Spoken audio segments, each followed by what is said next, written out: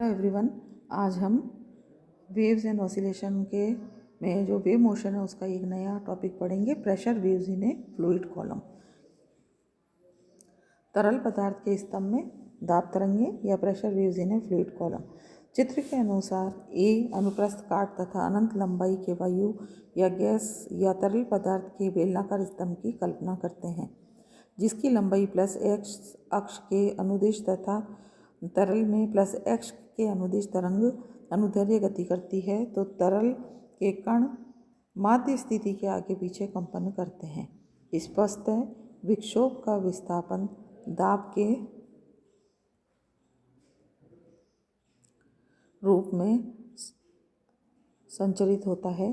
तरल के कणों के कंपनों द्वारा उत्पन्न प्रभाव के संचरण का समीकरण ज्ञात करने के लिए मूल बिंदु O से x तथा x प्लस dx दूरी पर की लंबाई पर अनुप्रस्थ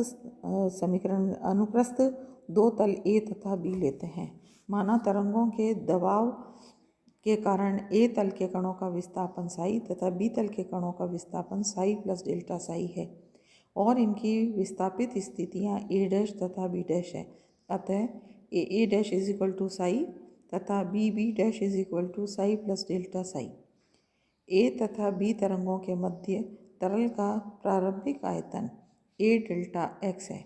विस्थापित स्थिति A तथा B के मध्य तरल के आयतन में परिवर्तन A in bracket A dash B dash minus A B dash. अब इसको अलग अलग करके लिखा डायग्राम से देख के। A डैश B डैश हो जाएगा A dash B plus B dash minus A B dash हो जाएगा A dash minus A dash B के बराबर। और ये वैल्यू हो गई आपकी A into B dash minus A dash और A into psi plus delta psi plus psi minus psi, psi से साई कैंसिल हो जाएगा, तो हमारे पास वैल्यू बच जाएगी ए डी साई। आयतन विकृति इज इक्वल टू आयतन में परिवर्तन अपॉन प्रारंभिक आयतन। तो इसको अगर एस से डिनोट करते हैं आयतन विकृति को, तो ये हो गया A delta psi upon A delta x और psi delta psi by delta x, और एस या जो आयतन विकृति हो गई हमारे पास delta psi by delta x के बराबर। क्योंकि delta x is tending to zero की स्थिति में delta psi upon delta x को हम del psi by del x लिख सकते हैं। यदि तरल पदार्थ का आयतन प्रत्यास्थता गुणांक या बल्क मॉडुलस के हो, तो आयतन प्रत्यास्थता गुणांक हो जाएगा प्रतिबल अपॉन आयतन विकृति, और k is equal to minus p upon del psi by del x, और p x is equal to minus k del psi by del x. यहाँ ऋण चिन्ह ये प्रकट करता है कि दाब में कमी होने पर आयतन में वृद्धि होती है या दाब में वृद्धि होने पर आयतन में कमी होती है, अर्थात दाब तथा आयतन में परिवर्तन विपरीत होते हैं। यहाँ समीकरण 2 जो है, समीकरण 2 में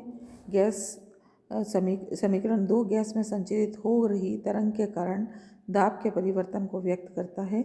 यदि प्लस एक्स दिशा में तरंग संचरण के कारण दबाव में परिवर्तन del P upon del X हो, तो तल बी पर दाब हो जाएगा P x plus delta x is equal to P x plus delta P x upon delta X into del of X, जो कि हमने समीकरण 3 से प्रदर्शित किया है। तल बी पर दाब की दिशा तल ए पर दाब की दिशा के विपरीत होगी, इसलिए ये प्लस में होगी। चूँकि ए तथा बी तलों के मध्य तरल पदार्थ के आयतन अल्पांश पर परिणामित बल F is equal to A into p x minus p x plus delta x है, इसलिए ये हो गया आपका A into p x minus p x plus del p x upon del x into del x. और इसको जब solve करेंगे ये पी एक्स कैंसिल हो जाएगा, तो फाइनली हमारे पास बच जाएगा A into del p x upon del x into delta of x. समीकरण 2 से पी एक्स का मान इसमें रखने पर, तो ये हमारे पास इक्वेशन आ जाएगी F is equal to A K D two psi upon D x square into delta of psi, जो कि समीकरण 5 से व्यक्त करते हैं। यदि तरल पदार्थ का घनत्व रो है और ए तथा बी के मध्य के तल पदार्थ का द्रव्यमान कितना हो जाएगा रो इंटू ए इंटू डी एक्स, ये एरिया है उससे मल्टीप्लाई कर देंगे।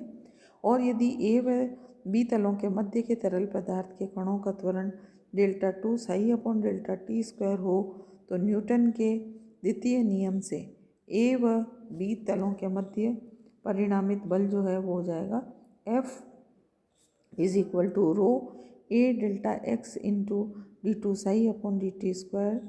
समीकरण 5 और 6 से हमारे पास इक्वेशन आ जाएगी delta two psi upon delta t square is equal to k upon rho delta two psi upon del x square.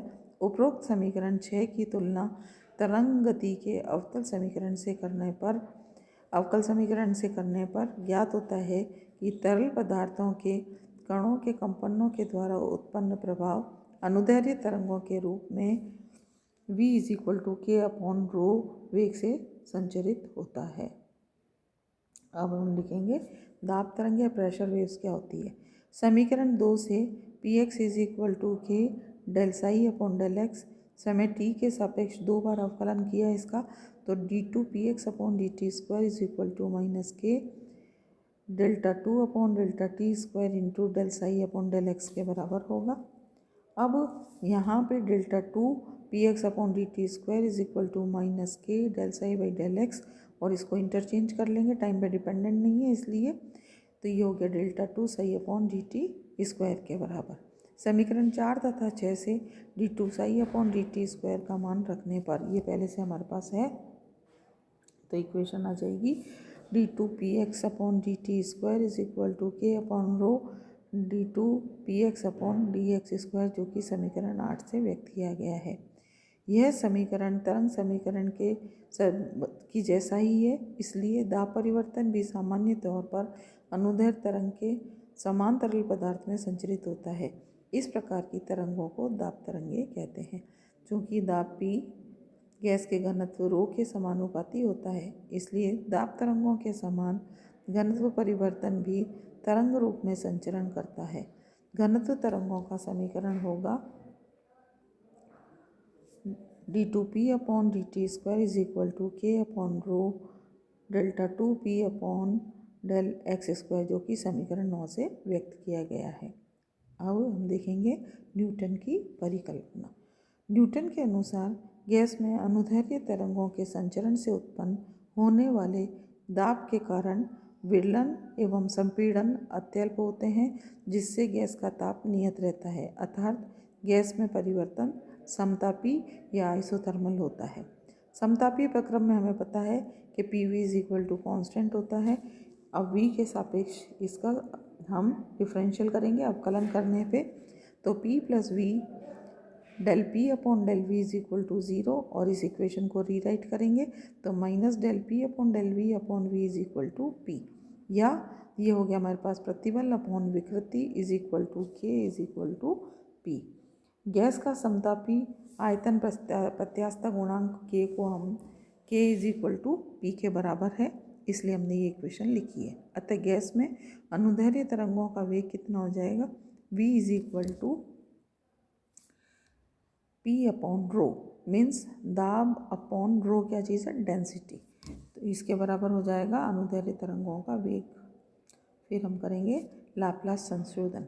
इसके अनुसार तरंग गति के कारण गैस में उत्पन्न विरलन एवं संपीड़न इतने शीघ्र होते हैं कि गैस अल्पांश से न तो ऊष्मा बाहर जा सकती है और न ही ऊष्मा गैस अल्पांश में आ सकती है, अर्थात परिवर्तन जो होगा वो रुद्धोष्म होगा या एडियाबैटिक होगा। रुद्धोष्म परिवर्तन में हमें पता है कि जो P V psi is equal to constant होता है, या psi is equal to C P upon C V होता है, जिसको हम गैस कॉन्स्टेंट भी कहते हैं इस साई को। वी के सापेक्ष अवकलन करने पर तो ये हो गया P psi V gamma minus 1 plus V gamma del P upon del V is equal to 0, या यहाँ से इसको रीअरेंज करेंगे इक्वेशन को, तो minus V del P upon del V is equal to हो जाएगा आपके पास गामा पी, और यहाँ से तरंग वेग अगर वी निकालें हम तो ये वी हो जाएगा आपका के अपॉन पी, या के हो जाएगा आपके पास gamma into p upon rho के बराबर। अतः आयतन प्रत्यास्थ, तो ये हमें पता है यहाँ पे आयतन प्रत्यास्थ गुणांक जो के है वो है आपका रो इंटू पी के बराबर, जैसा कि उपरोक्त समीकरण में दिखाया गया है।